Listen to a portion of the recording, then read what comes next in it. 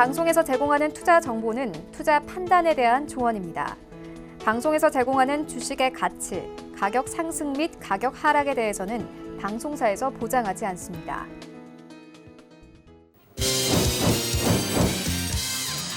네, 오늘의 주요 헤드라인 소식입니다. 정부가 비메모리 반도체와 바이오, 미래형 자동차 등 3대 분야를 중점 육성 산업으로 선정하고 집중 지원하기로 했습니다. 이에 따라 이들 3대 분야에 대한 정부의 적극적인 재정 지원 및 규제 개혁 조치가 가속화될 것이라는 전망이 나오고 있습니다. 미국이 이란산 원유 제재와 관련해 한국을 비롯한 8개국에 대해 인정했던 한시적 예외 조치를 연장하지 않기로 결정했습니다. 이에 따라 국제유가는 6개월 만에 최고치를 기록하는 등 일제히 급등한 가운데 이란산 원유 수입 제한으로 국내 석유화학업계의 수익성 악화에 대한 우려가 높아지고 있습니다. 삼성중공업이 아시아 지역의 선주로부터 1조 1천억 원 규모의 해양 플랜트 설비를 수주했습니다. 수주 금액은 지난해 삼성중공업 매출액의 약 21%에 해당하는 가운데 이번 계약으로 삼성중공업은 올해 수주 목표인 78억 달러의 29%를 달성했습니다.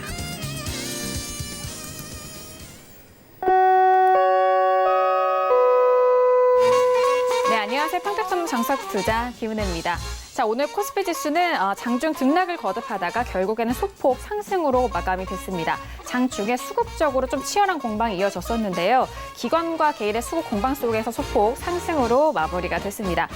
계속해서 아프리카 돼지 열병이 중국 전역으로까지도 퍼졌다, 확산했다라는 소식 속에서 관련 종목들의 흐름은 오늘도 역시나 좋았습니다. 자, 거기에 지난주부터 상승 흐름을 이어가고 있는 제약바이오 업종의 탄력이 가장 좋았었던 상황인데요. 코스닥 지수는 외국인과 기관의 동반 매도 속에서 하락으로 오늘은 코스피 지수와 좀 반대로 마무리가 됐고 이번 주부터는 본격적으로 주요 기업들의 실적 발표가 예정되어 있는 상황입니다.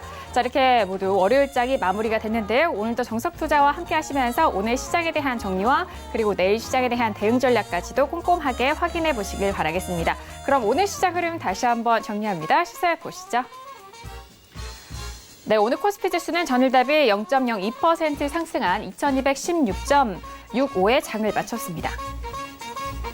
수급상 확인하시죠. 개인 홀로 순매수, 반면 기관과 외국인은 동반 순매도 이어갑니다. 코스피 시가총액 상위 종목 확인하시죠. 삼성전자는 강보합권 속에서 45,350원에, SK하이닉스는 1% 넘는 하락으로 8만 원대, 8,500원에 오늘장 마무리가 됐습니다.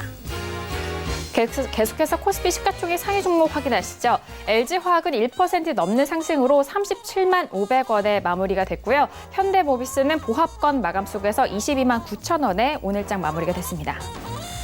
코스닥 지수는 전일 대비 0.07% 하락한 762.01에 장을 마쳤습니다.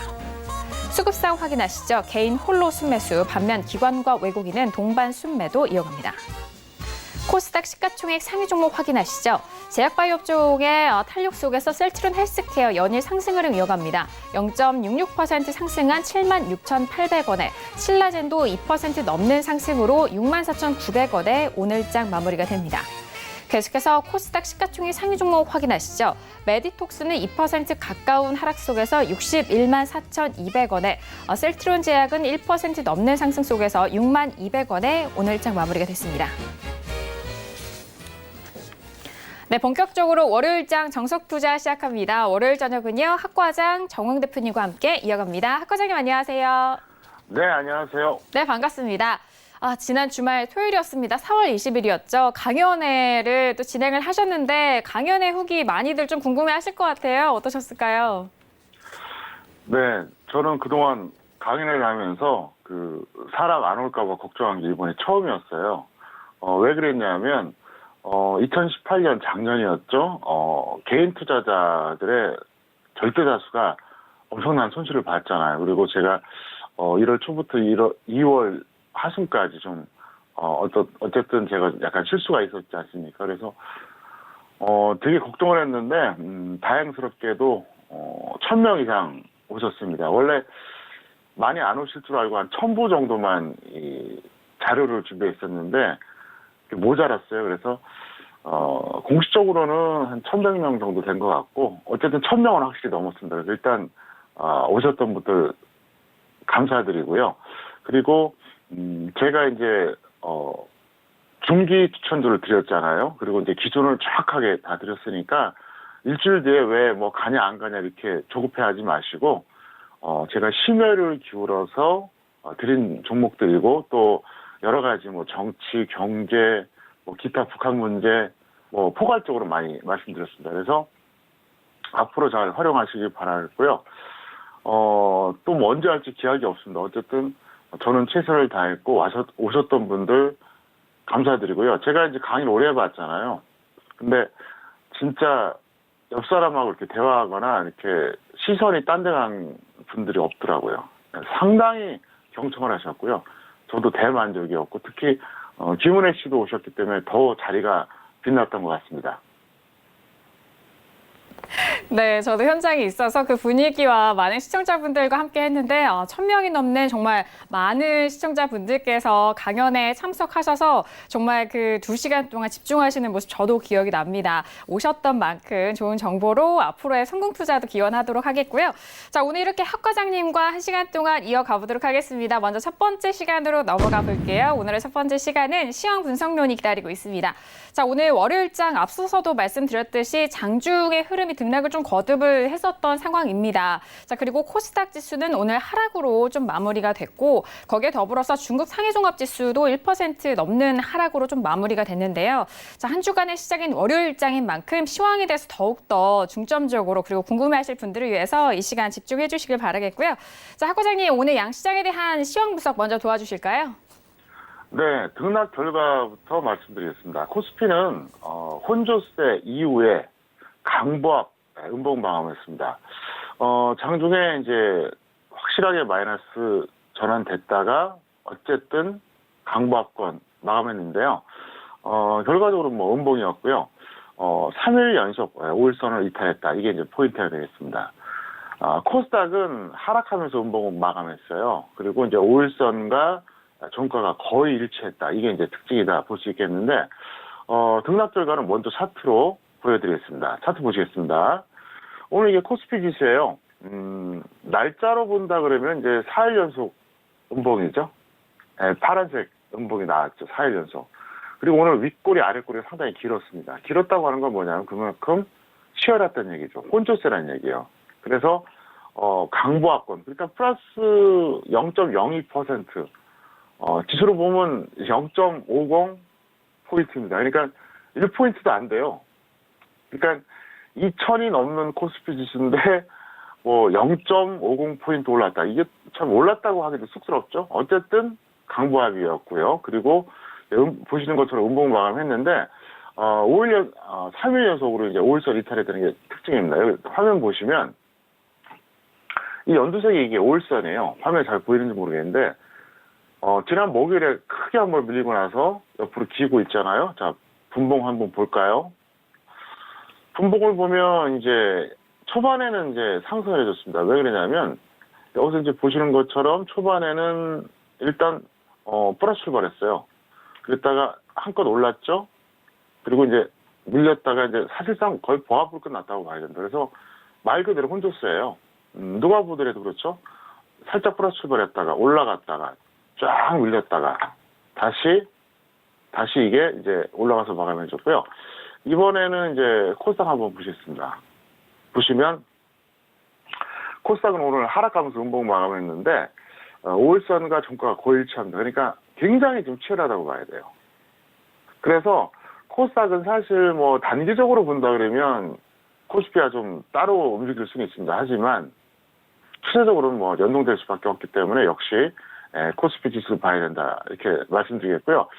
오늘 마지막 코너에서 제가 이제 굉장히 중요한 얘기를 또 전달을 하겠습니다. 내일장 전망 코너가 있잖아요. 그래서 그때 전달해 드리겠고요.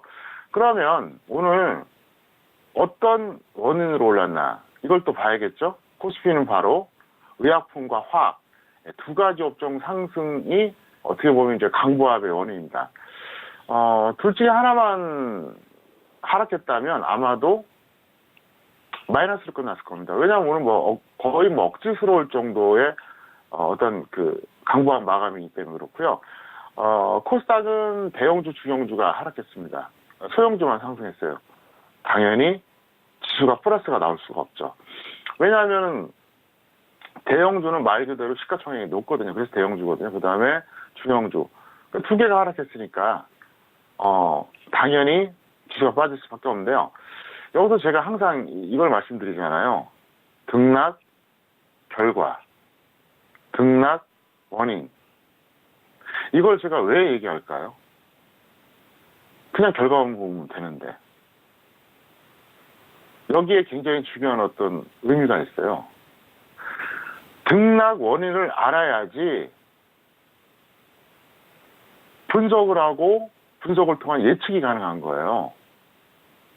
대다수의 개인 투자자들은 10년 아니라 20년을 해도 그냥 오늘 올랐네, 내렸네, 음봉이네, 양봉이네, 5일선을 이탈했네, 아니네, 결과만 봐요. 그러니까 맨날 제자리예요.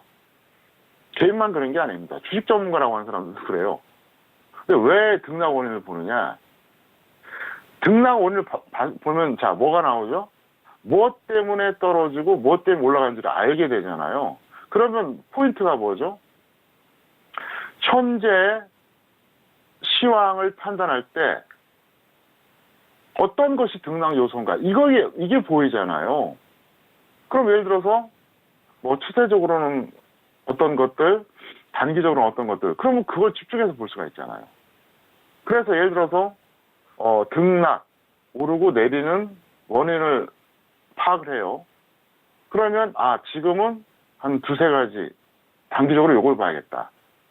뭐 한 3개월 텀으로 본다면 한 5가지 정도 봐야겠다. 그럼 어떤 등락 요소가 결정되잖아요. 그러면 그 등락 요소에 대해서 예를 들어서 한 3가지가 있다. 단기적으로.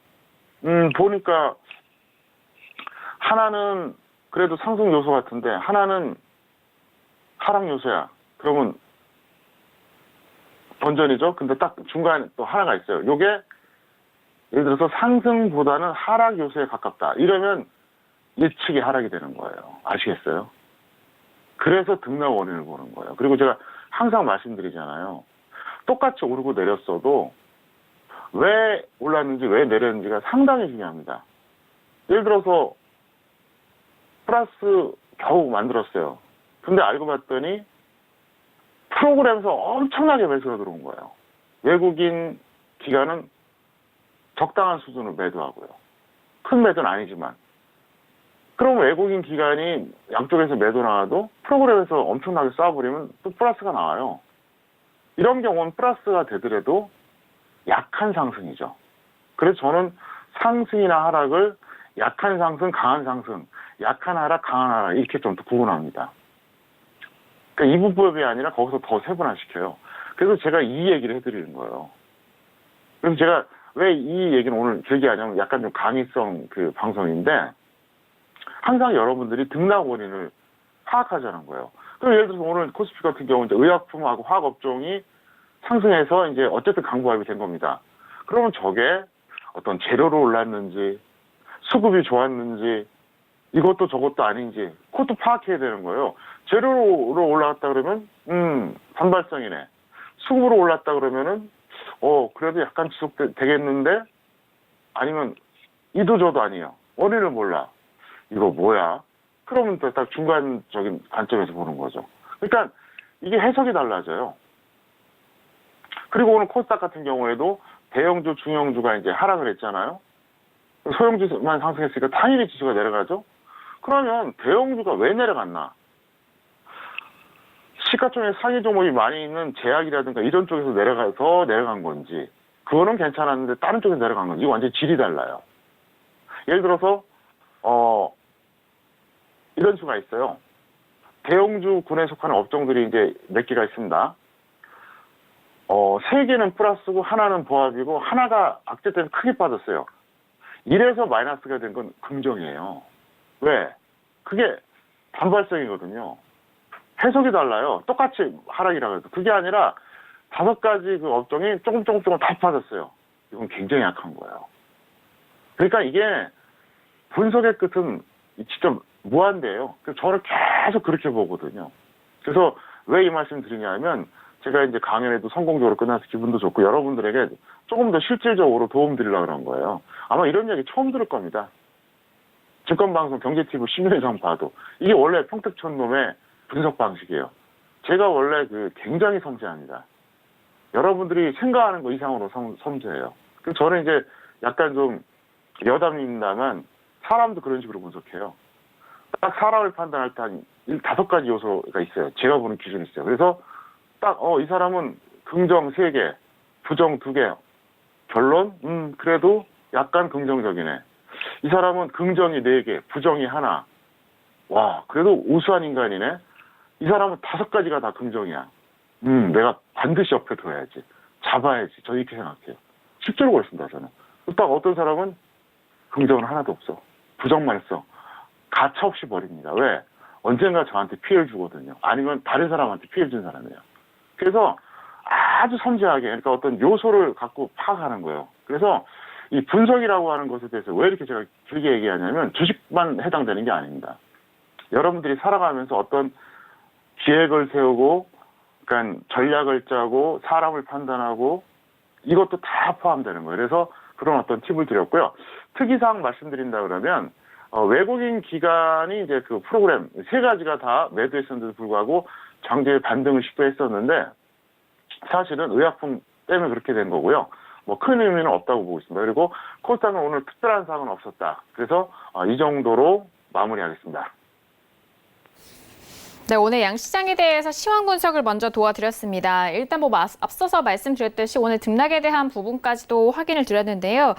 코스피 지수도 혼조세 이후에 강보합권에서 음봉으로 마감이 됐고 5일 연속 5일선을 좀 이탈하는 흐름 확인이 됐습니다. 그리고 코스닥 지수는 하락하면서 음봉으로 마감이 됐고 5일선과 종가가 거의 일치한 흐름으로 차트상으로에 대한 분석도 도와드렸고요. 좀 특이사항을 보시면은 일단 코스피 지수 안에서는 외국인과 기관 그리고 프로그램 매도 속에 서 장중 반등을 시도했다라는 부분까지도 수급적인 부분 체크해 보시길 바라겠습니다.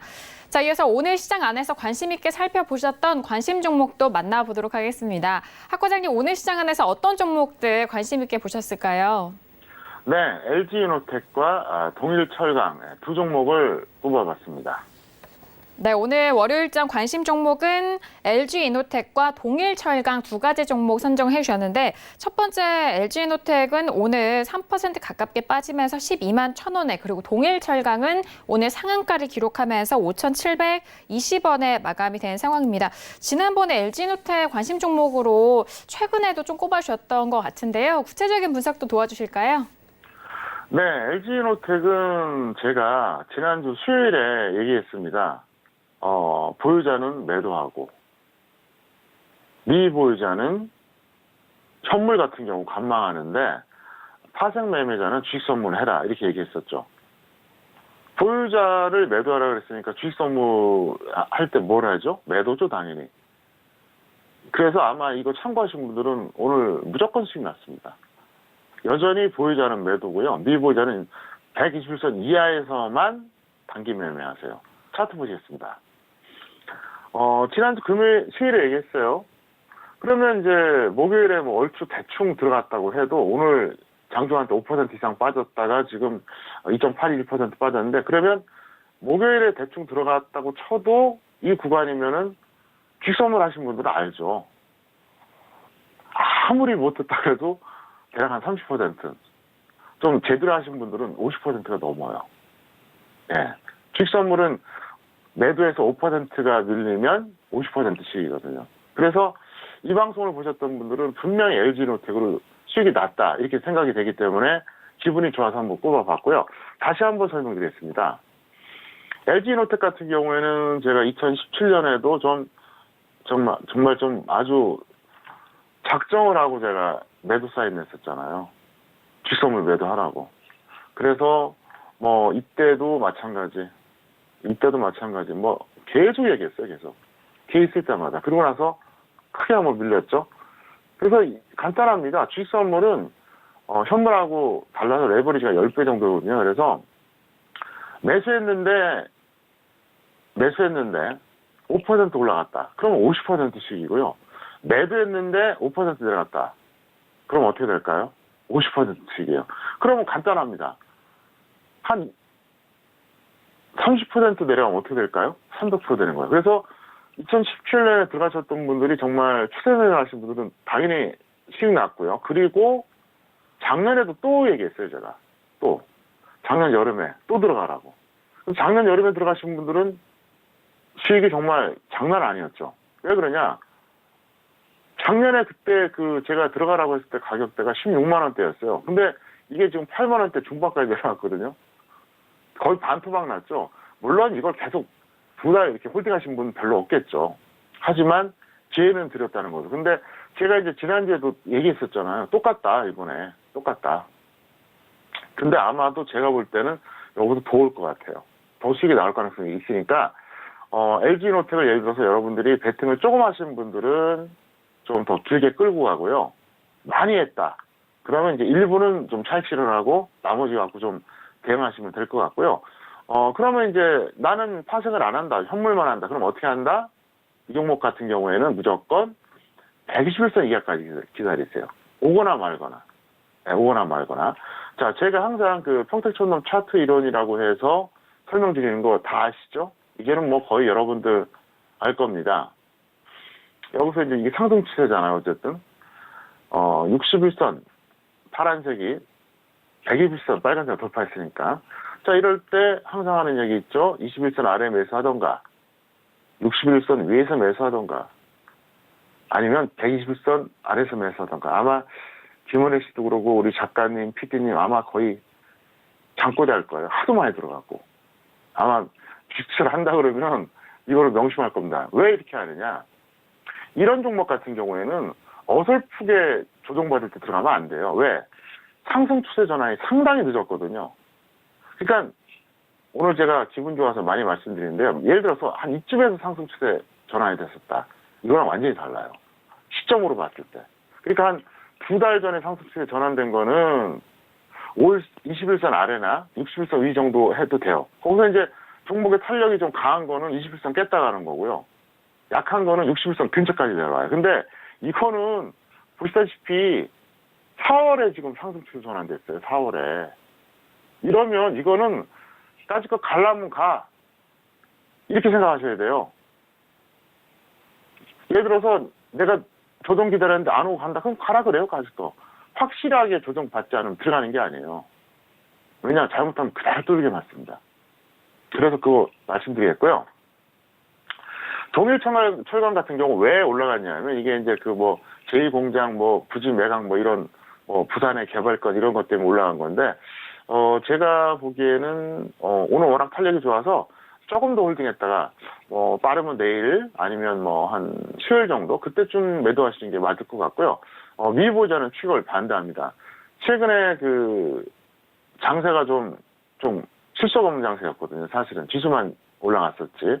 그래서 아마 조급하신 분들이 이런 거 따라잡는데 이거는 아직까지 확실하게 얼마 매각이 결정된 것도 아니고 얼마에 매각될지도 모르고 그게 재무제표 얼마나 반영되는지 이건 미지수예요. 그러니까 이런 류의 재료는 단기로 끝내세요.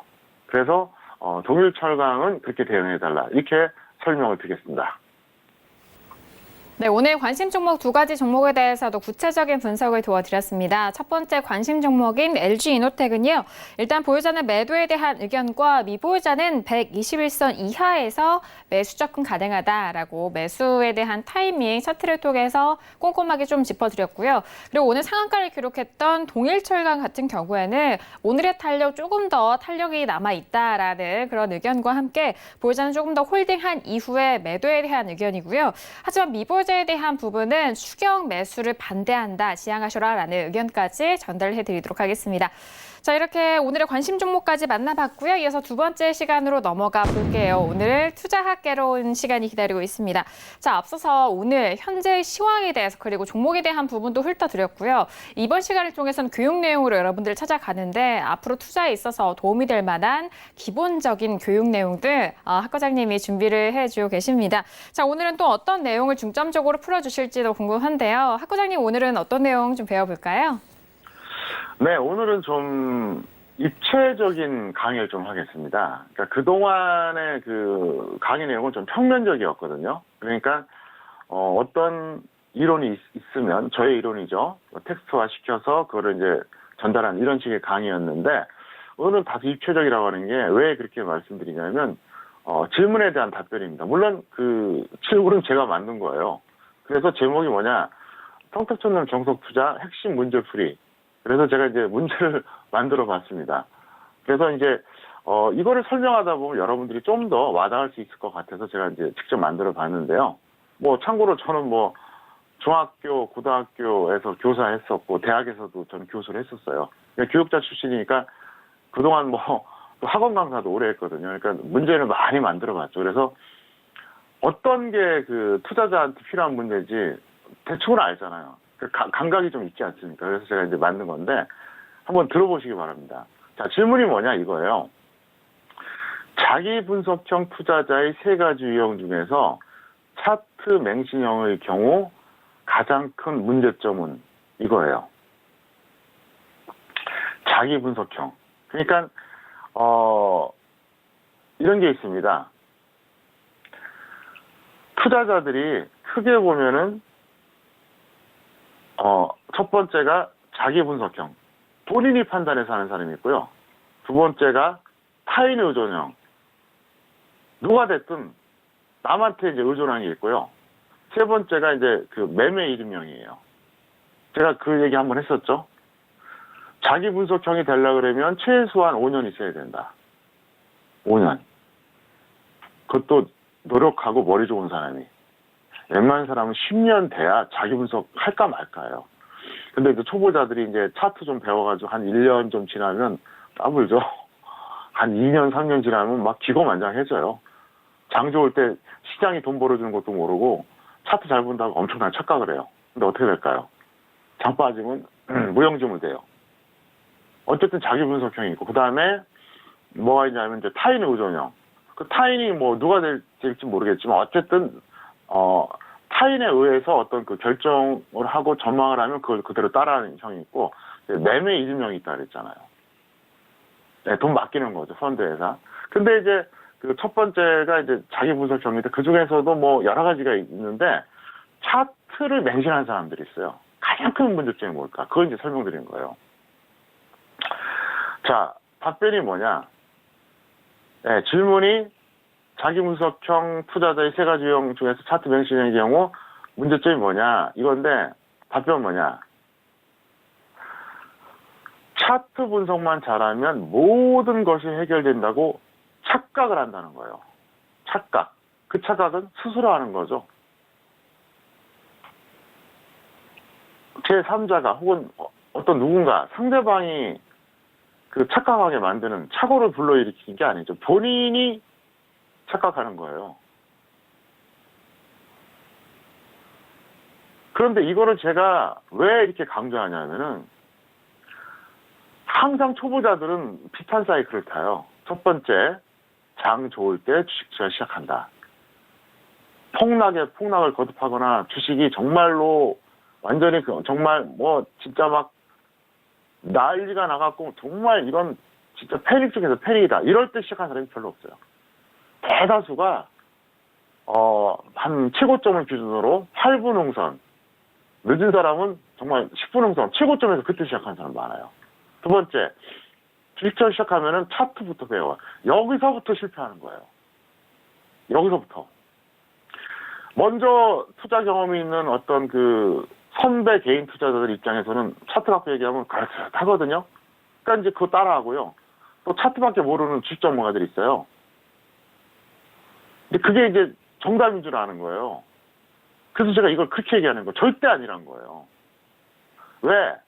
차트는 분석 과정에서 최하위 단계예요. 최하위. 마지막이에요. 첫 번째가 시황입니다. 지수가 가는지 안 가는지. 그러면 내가 주식 투자를 해야 되는지 말아야 되는지, 비중을 높게 해야 되는지 작게 해야 되는지, 또 우량주를 더 해야 될지 갭을 더 해야 될지, 일단 어떤 총론이 결정이 되는 거예요. 자, 지수가 간다. 그러면 주식 투자 하는 게 낫죠? 안 하는 것보다? 그리고 비중이 높은 게 낫죠? 작은 것보다? 그리고 우량주를 많이 하는 게 좋죠? 개불주보다는. 반대로 내려간다. 그럼 안 하거나 비중 조금 하거나 개별주의를 하는 게 좋은 거예요. 그 다음에 한다고 했을 때도 어떤 것이 주도 업종이냐. 그러니까 주도 업종의 개념이 뭐냐. 지수를 견인해주는 업종이 뭐냐는 거예요. 왜? 그 업종에 들어가 있는 우량주들이 탄력이 당연히 좋을 수밖에 없어요. 2017년 가장 탄력이 좋았던 업종이 뭐였죠? 전기전자. 웬만한 개별주보다 SK하이닉스가 더 올라갔잖아요. 그런 것들을 시황을 통해서 먼저 결정하는 거예요. 이게 총론이에요. 그 다음에 뭐냐? 시황 보고 그 다음에 어떤 업종인가 결정합니다. 그 다음에는 뭘 보느냐? 가치 판단해야 되죠. 이왕이면은 이게 AB 두 종목 있는데 현재 둘 다 10,000원이야. 근데 두 개를 비교해 보니까 6개월계 목표가가 이게 더 높다. 그럼 그거 들어가는 거죠. 일종의 가치 판단이죠. 왜냐하면 목표 주가라고 하는 것은 미래 관점의 가치예요. 적정 주가라고 하는 것은 현재 관점입니다. 그래서 적정 주가는 딱 이 순간 현재의 어떤 그 가치입니다. 영어의 시제로 말하자 그러면 현재 완료형이에요. 과거로부터 쭉 이어져서 딱 지금까지. 이걸 이제 영어 시제로 현재 완료라 그러잖아요. 목표 주가는 뭐냐? 미래형이에요. 6개월, 1년 뒤니까. 그 다음에 보는 게 차트예요. 그러면 이 종목을 내가 얼마에 매수해야지? 그러면 현재 가격이 있습니다. 그러면 이게 예를 들어서 지금 이미 조정 수급이 받았어. 그럼 지금 들어가는 거고요. 그게 아니라 아니야. 이거 지금 단기 과열 같아. 그럼 이게 얼마까지 떨어질 수 있을 것인가? 그럴 때 차트를 대입하는 거예요. 이게 기술적으로 어디까지 떨어질까? 그래서 그 가격이 얼마라는 걸 분석한 다음에 그 가격 전후에서 1차 매수, 그 다음에 만약을 대비한 2차 매수까지 딱 이렇게 설정하는 거예요. 그래서 차트는 최하위 단계라는 거예요. 이걸 모르고 그냥 초보자 때부터 그냥 차트 봐요. 장 좋을 때는 막 다 맞는 것 같아요. 그럴듯해요. 장 빠져봐요. 무용지물이에요. 무용지물. 그 다음에 두 번째가 뭐냐. 일정한 수준이 되잖아요. 다 거기서 거기에요, 실력이. 1개월짜리, 3개월짜리 초보자는 아직은 모르죠. 근데 딱 1년 정도 하잖아요? 그러면 정말 뭐 진행지수가 뭐 최소 150, 아니면 170 정도 된다라면 또 창의력이 있으니까 다르겠죠. 보는 시각이 거의 똑같아요. 그러니까 이 사람이나 저 사람이나 보는 게 별 차이가 없다는 얘기예요. 변별력이 없다는 거예요. 그래서 차트만 맹신하면 시장 분석에서 더 중요한 거를 간과하게 된다는 거죠. 간과. 잠깐 차트 보시겠습니다. 또 오늘 또 설명을 안 할 수가 없어요. 제가 수도 없이 얘기했었죠. 작년에 2600선이 고점이었습니다. 저는 2550선 여기 딱 깨지는 순간 코스피 대세하락이라고 그랬어요. 대세하락. 그런데 그 어떤 차트를 보더라도 어떤 보조지표를 보더라도 절대로 하락 시그널이 안 나옵니다. 저 동그라미 구간에서. 여기서 나오면 그나마 빠른 거고요. 보통 이쯤에 나와요. 이쯤에 딱 시그널이 나옵니다. 차트로 봤을 때는 대세가 하락입니다. 자, 현실적으로 던질 수 있습니까? 있어요? 못 던져요.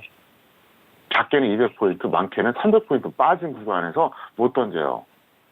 그래서 제가 항상 차트가 무슨 것을 다 말해준다고 하는 사람들한테 이걸로 제가 이 논리로 공격을 하고 토론하잖아요. 그러면 차트상으로 보면 빨라야 여기입니다. 빨라야 여기거든요. 진짜 빨라야? 아니면 느리면 여기에요. 그럼 저는 그렇게 얘기해요. 그러면 저때 시그널로는 하락이 나오는데 자, 저때 실제로 매도할 수 있냐 이렇게 제가 물어봐요. 못해요. 그리고 저때 확인 매도 한답시고 매도하라 그러면 투자자들이 욕합니다. 왜? 개인 투자자는 저거 못 보나요? 누구나 볼 수 있는 거예요. 전문가가 아니죠, 그러면. 제가 항상 예측을 적중하는 건 아닙니다. 하지만 저는 끊임없이 예측해요. 왜 그런지 아십니까? 예측해서 적중해야지 수익 나는 거예요. 제가 그걸 자꾸 보여드리는 거예요. 저도 사람이다 보니까 항상 적중은 못해요. 하지만 적중률이 높아요. 높으니까 여태까지 살아남았겠죠. 그래서 여러분께도 그 얘기를 해드리고 싶은 거예요.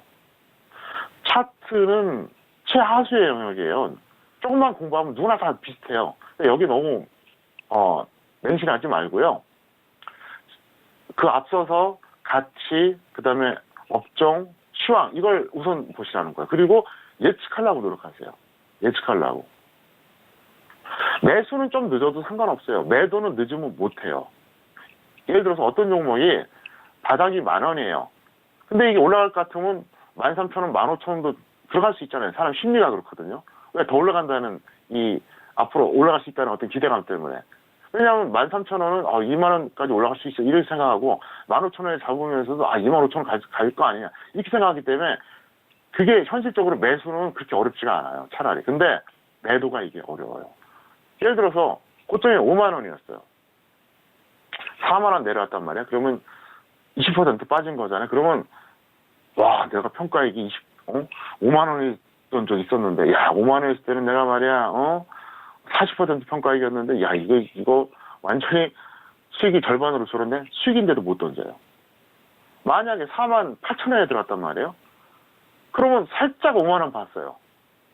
살짝 평가액이었다가 48,000원 번져놨다가 40,000원, 그러니까 대략 한 8,000원 빠지니까 대략 한 17, 18% 될 겁니다. 못 던져요.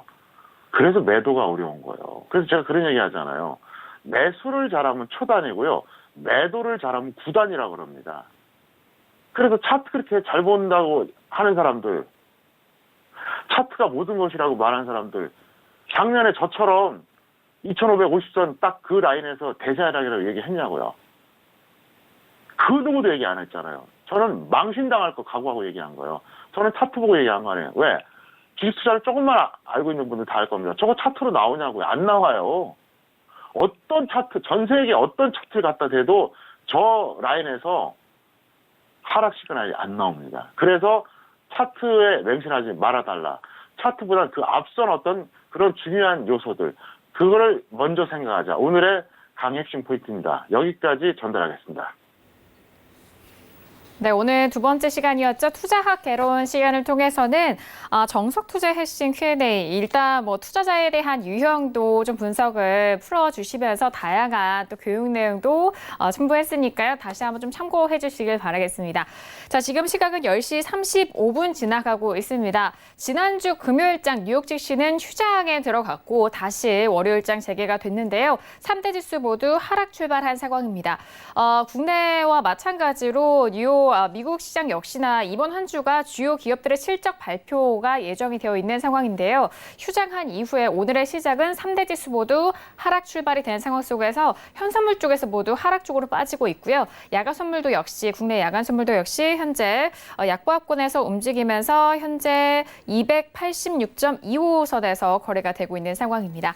자, 이어서 선생님 질문 있어요 시간으로 넘어가 보도록 하겠습니다. 오늘도 다양한 질문들 많이 접수해 주셨고요. 첫 번째 질문부터 확인해 보도록 하겠습니다. 자, 오늘의 첫 번째 질문은 끝자리 1702님의 질문 확인할게요. NHN을 매수가 76,100원에 비중을 30% 질문 주셨습니다. 자, 오늘 장의 NHN은요, 2% 넘게 하락하면서 79,900원에 마감이 됐습니다. 지금 수익을 보고 계신 상황인데요. 학 과장님, NHN 어떻게 진단하실까요? 네, 이 종목은 원래 이제 NHN 엔터테인먼트가 이름이 바뀐 건데요. 시약점 드리겠습니다. 과정은 비합리적이고요. 뭐 결과는 만족인데, 밀리면은 본전 매도하시고요. 올라가면 수익 10% 매도 이렇게 해주시기 바라겠고요. 잠깐 차트 보시겠습니다. 이분이 매수하신 가격은 뭐 사실 약간 추격을 했다고 봐야죠. 이쯤이니까 대략 한 이쯤 되겠네요. 이 정도 라인. 그러니까 나름대로 이제 추격을 하신 건데 운이 좋았어요. 그래서 여기까지 올라갔다가 다시 밀렸는데 추격했을 때는 좀 짧게 보시는 게 좋습니다. 좋고 NHN 같은 경우는 사실 이게 참 안타까운 게 제가 이거를 2015년, 16년에 굉장히 많이 추천했었어요. 제가 이거를 이쯤에서 제가 추천하고 나서 살짝 밀렸다 다시 가고 뭐 이게 반복했었는데 그러더니 한번 시도볼 줄 안 하더라고요. 근데 이제 이게 결과적으로 보면은 이제 2017년에서 한번 여기까지 한번 크게 한번 반등 나왔고 작년 그 가을 지수 폭락 이후에 이제 이렇게 반등 나왔는데 이 NHN 같은 경우 제가 하나 팁을 드릴게요. 이거는 뭐 절대 저평가의 우량주다 뭐 이렇게 보기는 어려워요. 네. 그렇다고 해서 위험한 종목도 아니에요. 이 종목은요, 그냥 기술적으로만 보셔도 돼요. 무슨 얘기냐? 좀 심하게 빠졌네? 이런 생각이 들 때 언제든지 단기 매매 가능합니다. 왜냐하면 쉽게 망할 회사도 아니고요. 나름대로 이 종목은 게임주 중에서도 외국인 기관들이 선호하는 종목이고 그렇게 쉽게 무너질 종목도 아닌데 그리고 기업력도 나름대로 탄탄해요. 그래서 예를 들어서 지금 같은 차트 위치에서는 들어가면 안 되겠죠. 그래서 예를 들면 그거예요. 뭐 예를 들어서 뭐 이 라인을 한번 본다 그러면 뭐 물론 결과적으로 이제 여기다 바닥이었던 건 아는데 무슨 얘기냐? 간단합니다. 지수가 급락하면서 덩달아 빠질 때 여기서 지수가 더 이상 폭락을 안 할 것 같다. 지지될 것 같다. 그러면 이거는 편안하게 들어가셔도 돼요. 왜? 펀드들이 많이 들어가 있거든요. 근데 개별주는 조심해서 들어가야 돼요. 우리가 흔히 중소형주라고 그러죠. 특히 소형주들. 왜냐하면 소형주들은 개인 세력이 들어오지 않으면 안 올라가요. 그래서 아마 여러분들 기억하셨을 겁니다. 1월 초에 그 2000선 다시 깨졌다가 이제 계속 지수가 한번 2250까지 갔잖아요. 한 250포인트 갔는데 우량주보다 못 간 소형주들이 많아요. 그래서 지수 반등계는 항상 우량주 개념의 주식을 해달라. 여기까지 말씀드리겠습니다. 네, 첫 번째 진단이었습니다. 질문은 NHN에 대해서 진단을 해드렸는데요. 학점은 C학점 확인됐고요. 하락 시에는 본전 매도 그리고 수익에 대해서는 10% 목표가까지 제시해드렸으니까요. 참고해 주시길 바라겠습니다. 자, 이어서 다음 질문도 이어가 볼게요. 끝자리 0982님의 질문 확인합니다. 위닉스를 매수가 26,000원의 비중은 30% 질문이셨습니다. 오늘장의 위닉스 종가는요, 2%에 가깝게 하락하면서 23,550원에 마감이 됐습니다. 지금 손실 구간이신데요. 학 과장님은 위닉스 어떻게 진단해 줄까요? 네, B학점이고요. 약간 아쉽긴 해요. 더 밀렸으니까. 하지만 큰 무리가 없는 매수다 이렇게 말씀드리겠고요. 본전 매도 또는 손실 마이너스 10% 매도한 다음에 다시 한번 노려보시고요. 미보자는 그 지금 시점에서 단기 매수 좋다 이렇게 제가 설명을 드리겠습니다. 네, 위닉스에 대해서 진단해 드렸습니다. 학점은요, B학점으로 확인이 됐습니다. 반등 시에는 본전에 대한 매도와 그리고 손절은 마이너스 10% 매도 전략 그리고 미보유자에 대해서는 현재 가격대에서 단기 매수 접근 가능하다라는 전략까지 진단해 드렸으니까요. 참고해 주시길 바라겠고요. 자, 이어서 다음 질문도 이어가 봅니다. 끝자리 1325님의 질문인데요. DR잼을 매수가 1,200원에 비중은 20% 질문이셨습니다. 자, 오늘장 DR잼 종가 확인하죠. 오늘은요, 1% 넘게 상승하면서 13,550원 마감이 됩니다. 최근에 DR잼 많은 분들이 또 질문 올려주고 계신데 학 과장님은 어떻게 보실까요? 네, B학점이고요. 비교적 합리적인 조정 구간 매수로 판단됩니다. 13,000원 또는 14,000원 정도 매도한 다음에 재매수도 될 것 같고요. 차트 보시겠습니다. 여기서 하신 거죠. 21선 아래서 하신 거예요. 어쨌든 이 종목은 신규주니까 사실 뭐 120선도 없어요. 5일, 20일, 60일 있는데 이게 정석이라는 얘기예요. 똑같이 이 종목을 매수했다고 하더라도 여기서 매수하신 분들은 어때요? 손절하거나 아마도 본전 던졌을 거예요. 못 견뎌갖고. 제가 늘 말씀드리지만 오늘 매수했다가 오늘 매도하는 이런 종목은 5일선 위에 있는 거 해도 상관없어요. 단타. 그러니까 저는 그걸 당일 매매라고 표현하거든요. 평택촌놈의 그 용어입니다. 제가 만든 용어예요. 당일 매매. 오늘 매수했다 오늘 매도하니까 당일 매매죠. 그거는 5일선 위에 있는 거 해도 되는데 그게 아니라 1박 2일이든 2박 3일이든 뭐 일주일 코스든 홀딩하는 매매는 5일선 위에서는 하는 게 아니에요. 물론 5일선 위인 종목이 더 갈 수도 있어요. 예를 들어서 뭐 여기서도 5일선 위잖아요 이게. 여기서도. 결과적으로 여기까지 갔으니까 수익 났습니다. 근데 원칙을 그렇게 세우라는 거예요. 나는 5일선 위에 있는 종목을 따라갔더니 수익이 났더라. 그럼 계속 그렇게 해요. 그러다가 장이 꺾이거나 악재 나올 때 그냥 그대로 뚫게 맞아요. 그래서 항상 오늘 샀다 오늘 파는 매매는 5일선 위에 있는 탄력 있는 종목 갖고 하는 게 맞아요. 그런데 여러분들이 최소 하루 이틀이든 일주일 이상 홀딩하는 종목은 항상 21선 아래. 이거는 저의 핵심 그 차트 이론입니다. 그래서 항상 이렇게 해달라 이렇게 부탁을 드리겠습니다. 네, DL잼에 대해서 진단을 해드렸습니다. 최근에 DL잼 많이들 좀 상담 보내주셔서 이 방금 상담해드린 내용 다시 한번 좀 참고해보시면 좋을 것 같은데요. 비약점으로 확인이 됐고 13,000원 또는 14,000원 매도 이후에 가격대 눌렸을 때 다시 한번 재매수 노려보자라는 의견까지 참고해주시길 바라겠습니다. 자, 이어서 다음 질문도 이어갑니다. 끝자리 8204님의 질문인데요. 제일바이오를 매수가 5,000원에 비중은 20% 질문이셨습니다. 자, 오늘장 제일바이오는요, 2% 넘게 상승하면서 4,975원에 마감이 됐습니다. 지금 손실을 보고 계실 상황인데 제일바이오가 뭐 오늘도 계속해서 관심을 받고 있는 종목이에요. 학 과장님 어떻게 보실까요? 디약점입니다. 결과를 떠나서 객관적으로 추격 매수예요. 이제 5,000원에 매수하셨는데 뭐 여러분들 차트 보시면 검색이 될 겁니다. 이건 뭐 제가 길게 설명할 필요가 없고요. 본전 또는 마이너스 10% 손절해달라 이렇게 설명드리겠습니다. 네, 제일바이오에 대해서 진단을 해드렸습니다. 학점은요, D학점 확인됐고요. 본전 매도 또는 손절은 마이너스 10% 매도 전략까지 참고해 주시길 바라겠습니다. 자, 이어서 다음 질문도 이어가 볼게요. 끝자리 7720님의 질문인데요. SM을 매수가 42,000원에 비중은 15% 질문이셨습니다.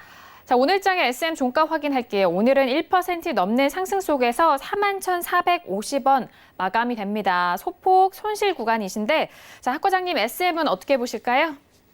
네, D학점이고요. 단기 고점에서 무리한 매수가로 판단되고요. 본전 또는 마이너스 10% 매도해 주시기 바랍니다.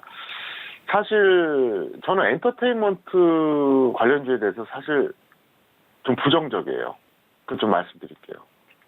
왜 그러냐면 위험 요소가 너무 많아요. 그러니까 이제 이 엔터테인먼트 관련주의 특성이 뭐냐면 어떤 그 쉽게 말해서 매출이 집중되잖아요. 특정한 소수에 의해서. 뭐 심하게는 단 한 명, 뭐 많아봤자 한 서너 명. 근데 그게 변수가 너무 많다는 거죠. 그 변수를 다 예측해낼 수가 없다는 거예요. 제가 롯데제가 얘기하면 항상 그 얘기 했었잖아요. 롯데제가가 현대중공업보다 더 좋은 이유가 그거라 그랬잖아요. 현대중공업은 배한척이 최소한 100억에서 막 1,000억이에요. 그러니까 매총만 수주가 안 되면 그냥 순식간에 그냥 몇십 프로가 날아가요. 이 매출이. 근데 롯데제가는 뭐 100원짜리부터 뭐 비싸봐야 한 2,000원 될 겁니다, 아마. 그런 과자들이 정말 푼돈 모아서 목돈 만드는 그 매출 구조거든요. 그러니까 변동이 없잖아요. 불경기라도 타격 없어요. 자, 그런 관점으로 봤을 때, 이 엔터테인먼트 관련주는 어떻죠? 정말 그 극소수의 스타들이 돈 벌어주는 건데, 뭐 스캔들에 휘말린다든가, 뭐 극단적으로 뭐 어디 정말 몸을 못 쓴 상태가 되거나 사망한다든가, 이래버려봐요. 그래서 주저앉아버려요. 그래서 저는, 이 엔터테인먼트 관련주는 뭐 결과적으로는 대박이 나올 수 있어요. 근데 과정상 이거는 중장기 투자는 아니다. 분명히 말씀드리겠습니다. 네, SM에 대해서 진단을 해드렸습니다. D학점 확인이 됐고요. 본전 매도 또는 손절 마이너스 10% 매도 전략, 그리고 더불어서 엔터주에 대한 흐름까지도 참고해 주시길 바라겠습니다. 자, 오늘도 이렇게 다양한 질문들에 대한 상담 도와드렸습니다. 말씀드린 내용에 대해서는 투자 판단에 대한 조언이고요. 해당 상품의 가치와 수익률을 보장하지 않는다는 점 다시 한번 이해해 주시길 바라겠습니다. 자, 이렇게 모두 월요일장에 대한 마무리가 됐습니다. 이제 내일장 화요일 시장에 대한 지금 전망도 궁금해 하실 것 같은데 앞서서 말씀드렸듯이 3대 지수가 지금 하락 출발한 상황 속에서 내일 우리 시장에 대한 전망 들어보도록 하겠습니다. 학 과장님, 내일 화요일장 어떻게 전망하실까요? 네, 뭐 내일도 해당되고요. 이번 주 전체에도 뭐 해당됩니다. 뭐 지수라고 하는 게 뭐 하루에도 뭐 50% 오르기도 하고 내리기도 하죠. 또 일주일 내내 뭐 거래일수는 5일이지만 일주일 내내 뭐 겨우 뭐 10% 등락밖에 안 나오는 경우도 있잖아요. 전주 대비해서. 그런데 다른 거 필요 없고요. 코스피 종가 기준으로 2200선이 이탈되면 종가 기준입니다. 장중이 아니에요. 장중이 아닙니다. 오늘도 장중 기준으로 2207까지 밀렸다가 지금 나름대로 이제 강보한 마감한 거거든요.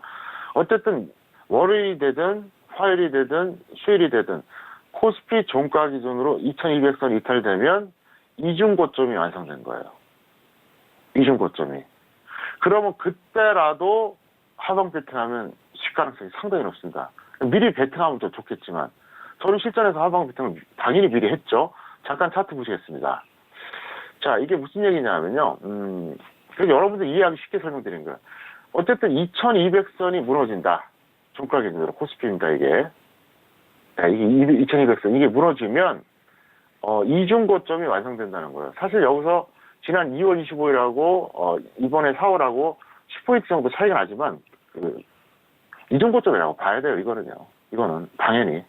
예를 들어서 뭐, 2월 고점보다 뭐, 작게는 50포인트, 많게는 100포인트 더 갔다. 이러면 이거는 외고점이라고 봐야 되는데, 이거는 뭐 거의 이중 고점이에요. 더블 고점이죠. 그래서, 여기서 만약에 2200선이 깨지면 끝난 거예요. 그래서 저는 실전에서는 사실 뭐, 지난주 수요일에 이미 하방 구축을 했어요. 네, 그러니까 이제 파생해서 이제 선물 매도, 품매수 다 사인 냈고요. 직선물도 뭐 삼성전자, SK 하이닉스, 뭐 주요한 종목들은 다 이미 하방 구축을 해놨습니다. 그래서 만약에 2200선이 깨진다. 종가 기준으로 그러면 이제 이런 경우가 있죠. 예를 들어서 동시효과 상황에서 뭐 이미 2200선이 깨졌어요. 그러면은 그때라도 하방 베팅하면 돼요. 아니면 뭐 동시효과 상황, 그러니까 5장 동시효과죠. 그때 뭐 2200, 뭐 1포인트, 2포인트다. 그러면 확률이 높아지잖아요. 그래서 일종의 확인 매도 측면이 되는 거죠. 그래서 일단은 그 라인만 보자. 오늘 여기까지 설명드리겠습니다. 네, 오늘 가까스로 보합에서 이제 살짝 상승 쪽으로 마무리가 된 코스피 지수였는데요. 내일뿐만이 아니라 이번 한 주간에 2200선 이탈 여부에 대해서 좀 확인하시고 이후 이중 고점에 대한 완성 여부도 확인을 하시면서 시황에 대해서 점검해 보시길 바라겠습니다. 자, 오늘 학 과장님과 함께 했는데요. 함께 해주신 학 과장님과는 여기서 인사 나누도록 하겠습니다. 학 과장님 오늘 말씀도 감사합니다. 네, 감사합니다. 저희가 오늘 준비한 소식과 내용은 여기까지입니다. 오늘 방송한 내용에 대해서는요. 서울경제TV 홈페이지를 통해서도 다시 확인할 수가 있으니까요. 많은 활용해 보시길 바라겠습니다. 그럼 저희는 내일 이 시간에 다시 돌아오도록 하겠습니다. 함께 해주신 여러분 오늘도 고맙습니다.